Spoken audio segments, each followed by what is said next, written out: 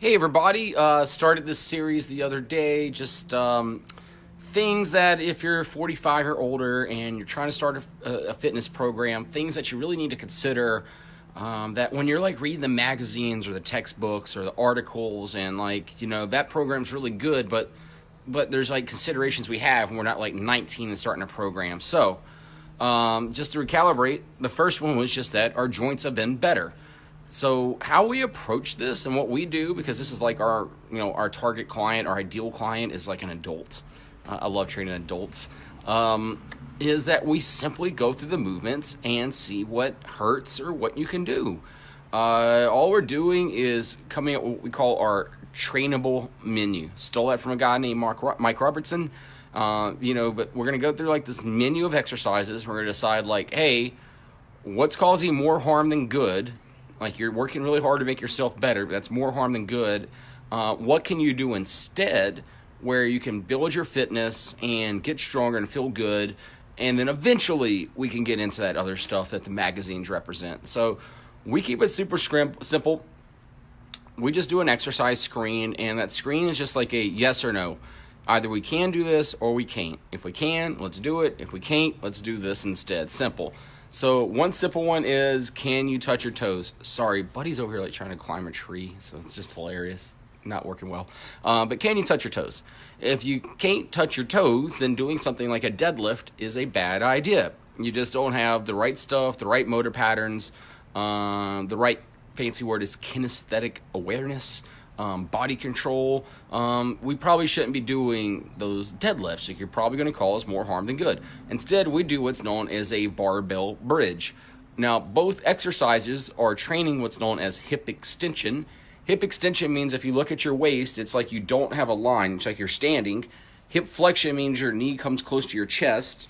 That's hip flexion, like sitting in a chair. So we're just trying to get people into hip extension. So not sitting, standing really good. And the barbell bridge, I've never heard anyone with that. So they're able to do that barbell bridge, they're able to get hip extension, and then eventually that leads into they can touch their toes, they can shift their weight correctly, and we can get into the deadlift exercise and train hip extension that way. So super simple. It takes 2 seconds. Can you touch your toes? And then I look if they can touch their toes, and I look at how they touch their toes. Do they move through their back? Do they move through their hips? Do they move through their knees? I'm just looking at how they did it. Number 2, super simple one, is the squat. I literally just have people hold their hands out in front of them and squat down. And I'm looking for a couple things. Like, one, can you keep your weight over your feet, or do you get up on your toes?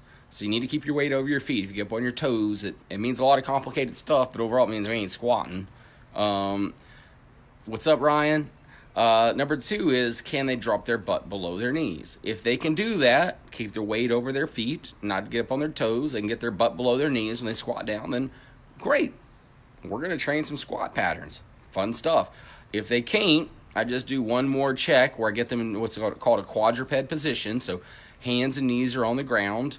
And I see them rock their butt back there. And now I'm able to determine whether they have the potential to ever get their butt below their knees. So if they can't do it in the quadruped position, no matter what I do, it ain't happening. So we just know, hey, you can't do that. It's all good. Maybe you had your hip fused or there's something going on, but we know we can't do that. But if they can, they're in that quadruped position, all fours, and they get their butt below their knees. We know it's something we can train towards. And I just get rid of the squat, and I do more bridges. Like generally, like they just got to get the backside of their legs stronger. Their butt, their hamstrings, everything on the backside just got to get stronger. And one day they will be able to do that full squat, drop down, get the butt below the knees, keep the weight on the heels. Buddy's just cracking me up over here. Next is the lunge. It's simple. I just say, hey, show me a lunge.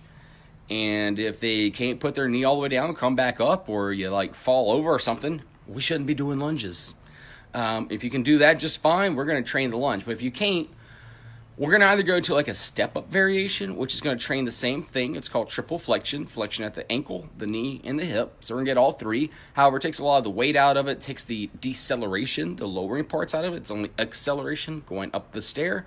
And we could change the range of motion, whether we have you step up 1 inch or 1 foot. We can play around with that and find something that you can do, and we can build upon that. And over time, you can get into the lunge. Or if we have trouble with that, and again, it's just like, hey, I want to see you step up. So a lot of this is just like, assessments are literally just doing an exercise and assessing what it looks like.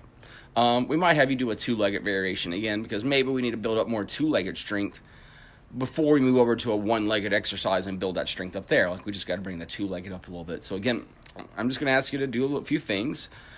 I'm going to assess how you do it. Was that good or not? And if it's good, great, let's train it. And if not, then we just switch over to something you can do with success.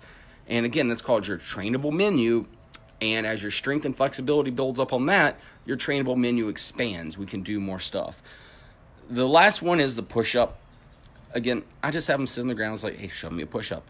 And if you can do a push-up, great, we're going to do push-ups. If you can't, we might do an incline